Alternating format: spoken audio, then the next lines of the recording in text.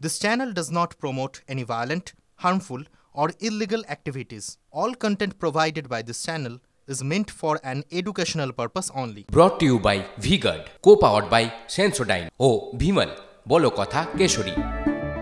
Associate sponsor Ultratech Cement. মুখ্যমন্ত্রী হুঁশিয়ারি, ধমককে থোড়াই care. Jalpaiguri জুড়ে অবাধে দখল চলছে জেলা পরিষদের সরকারি জমি। কোথাও জমি দখল করে তৃণমূলের পার্টি অফিস, কোথাও দোকানপাট। অভিযোগ, সরকারি জমি দখলে মদত শাসক দলের নেতাদের একাংশের।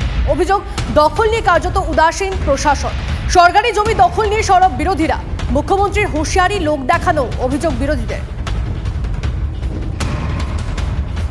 জেলা পরিষদের মধ্যে তো এই জায়গাটা তো পড়েই, তো রাস্তার সাইডে যেহেতু জেলা পরিষদের মধ্যেই পড়ে, তো এখন তো এইটা তো যখন লাগবে যাদের, তখন আমরা ছেড়ে দেবো, কোনো অসুবিধা নেই আমাদের। বলছে জায়গাটা কি রেকর্ডই না, তাহলে এমনি ইসের জমি, রাস্তা TW না। মুখ্যমন্ত্রী শুধু কথার কথা বলছে, উনি পারবে না। কারণ তৃণমূলের নেতারাই বিভিন্ন, যদি পশ্চিমবঙ্গে, গোটা পশ্চিমবঙ্গে এবং বারঘড়িয়াতেও যদি দেখেন, আপনারা ধূপগুড়িতে যদি দেখেন, তাহলে তৃণমূলের নেতারা তৃণমূলের সরকারি জমিতে পার্টি অফিস খুলে বসে আছে এবং বহু জায়গা দখল করে আছে তাদের নেতারা। আর তারা কি দখল করবে? তো পার্টিতে আলোচনা করতে হবে। সরকারি জায়গা তো দখল মুক্ত সবই করতে হয়, তাই না? হ্যাঁ, সবাই তো সরকারি জায়গার উপরেই আছে, অনেক দোকান আছে, অনেক কিছুই আছে, তাই না? আর সেটা পার্টির ডিসিশন করতে পারে, করে দিব, আমাদের কোনো অসুবিধার ব্যাপার নাই। মালবাজারের মাল নদীর পর নাগরাকাটার ডায়ানা, ফের নদীপথ বদলের ছক উত্তরবঙ্গে। ভুটান পাহাড় থেকে আসা জলে ভরা বর্ষায় ফুলে ফেপে উঠেছে ডুয়ার্সের ডায়ানা নদী। বর্ষার মধ্যেই সরকারি নির্দেশকে বুড়ো আঙুল দেখিয়ে নেমেছে আর্থমুভার, পে লোডার। ফাঁকা হয়ে যাচ্ছে নদীর মাটি, অথচ প্রশাসন নাকি জানেই না এমন কাজ হচ্ছিল বলে। আর্থ মুভার নামিয়ে নদী থেকে বালি তোলা হচ্ছে, পেলোডার দিয়েও চলছে কাজ। সরকারি নির্দেশ আছে বর্ষার সময় কোনো নদীতে যন্ত্র নামানো যাবে না, অথচ প্রশাসনের নির্দেশকে বুড়ো আঙ্গুল দেখিয়ে ডুয়ার্সের নাগরাকাটায় ভরা বর্ষার মধ্যেই ডায়না নদীতে চলছে বালি তোলার কাজ। খালি হয়ে যাচ্ছে নদীর বুক। ডায়না রেঞ্জের অন্তর্গত ডায়না সংরক্ষিত জঙ্গলের মাঝখান দিয়ে বয়ে গেছে নদী। ডায়না নদীর সেতু থেকে ঢিল ছোড়া দূরত্বে নেমেছে একের পর এক মেশিন।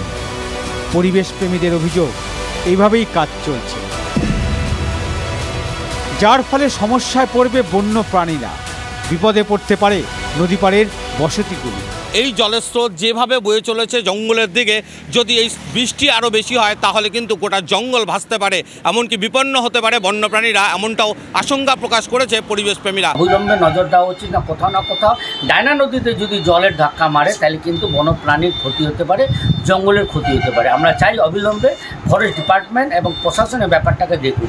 ভুটান পাহাড়ে টানা বৃষ্টির জেরে জলস্তর বেড়েছে ডায়না সহ একাধিক নদীতে। দুর্যোগের মধ্যে কয়েকদিন ধরে চলছিল কাজ।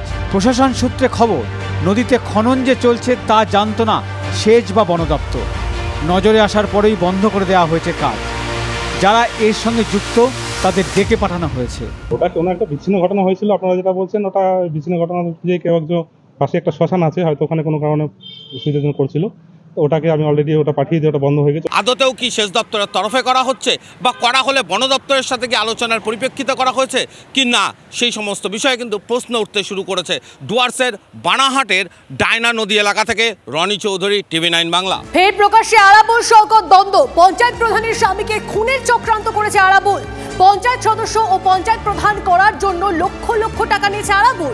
প্রকাশ্য মঞ্চ থেকে ঠিক এভাবে আরাবুলের বিরুদ্ধে প্রথমবার মুখ খুললেন ক্যানিং পূর্বের বিধায়ক শওকত মোল্লা। এই ভাঙড়ের একজন নেতা ছিলেন যার নাম আরাবুল ইসলাম। পঞ্চায়েতের টিকিট দেওয়ার নাম করে 6 লক্ষ টাকা থেকে 15 লক্ষ টাকা পর্যন্ত কেউ কেউ নিয়েছে। কারোর কাছ থেকে নেওয়া হয়েছে, কারোর কাছ থেকে 25 লাখ, 30 লাখ থেকে 40 লাখ টাকা নেওয়া হয়েছে। এভাবে টিকিট দেওয়ার নাম করে যেভাবে পয়সা তসরুপ করেছে, এটা আমি প্রথমে বুঝতে পারিনি। অভিষেক বন্দ্যোপাধ্যায় একদিন আমাকে বললেন, ভাঙড়ে নেতাগিরি করছো। ওখানে একজন প্রধান আছে, তার স্বামীর নাম খয়রুল, তার মার্ডার করার জন্য 18 লক্ষ টাকা লেনদেন হয়েছে। তুমি যে আরাবুল করো, সে আরাবুলেই এই ঘটনার মূল নায়ক, ওটা আমার উপর ছেড়ে দাও। কথা বলবো এই নিয়ে বিজেপি নেতা সজল ঘোষের সঙ্গে আমরা এই মুহূর্তে যোগাযোগ করেছি। সজলবাবু, পঞ্চায়েত প্রধানের স্বামীকে খুনের চক্রান্ত করেছে আরাবুল। পঞ্চায়েত সদস্য পঞ্চায়েত প্রধান করার জন্য লক্ষ লক্ষ টাকা নিয়েছে আরাবুল। মানে প্রকাশ্য মঞ্চ থেকে এভাবে আরাবুলের বিরুদ্ধে প্রথমবার মুখ খুললেন ক্যানিং পূর্বের বিধায়ক শওকত মোল্লা, কি বলবেন? এমন ভাবে মুখ খুললো যেন শওকত মোল্লা ভাজা মাছটা উল্টে খেতে জানে না। ওকে খুনের জন্য করেছে, ওখানে লক্ষ লক্ষ টাকা নিয়ে টিকিট বেচেছে। শওকত মোল্লা কি করে? শওকত মোল্লারা গত পঞ্চায়েত নির্বাচনে, এই লোকসভার নির্বাচনে কি করেছে? আর লক্ষ লক্ষ টাকা দিয়ে টিকিট বেচে, আর ও তো বোম বাঁধে। আর সেই বোম বাঁধার কথা তো আমি বলছি না, মুখ্যমন্ত্রী বলেছে। এখন আরাবুল জেলে চলে গেছে, আরাবুলের চ্যাপ্টার হয়তো ক্লোজ হয়ে গেছে তৃণমূলে, আর আরাবুলদের প্রয়োজন নেই। শওকত মোল্লার দাপাদাপি চলছে, এখন শওকত মোল্লা বলবে আরাবুলের কথা। আর কদিন আগে কেষ্ট ছিল ওদের প্রাণ, এখন কেউ সেই প্রাণ কেষ্টর খবরও রাখে না। সজলবাবু, শুধুমাত্র আরাবুল ইসলামের বিরুদ্ধেই নয়, মানে আরাবুল ঘনিষ্ঠ জেলা পরিষদ সদস্য খাদিজা বিবি, তার বিরুদ্ধেও দলবিরোধী কাজের অভিযোগ করছেন শওকত মোল্লা। এবার আগে আরাবুলটাকে সরিয়েছে, এবার খাদিজা বিবিকে সরাবে। আগে আরাবুলটাকে সরিয়ে জায়গাটা ফাঁকা করেছে, এবার খাদিজা বিবিকে সরাবে। কিন্তু তৃণমূল যেন এটা না ভুলে যায়, আরাবুলের 1 লক্ষ কোটি দোষ আছে, কিন্তু আরাবুল যেদিন তৃণমূলটা করত, শওকত মোল্লা সেদিন তার তৃণমূলটার উল্টো দিকে ছিল।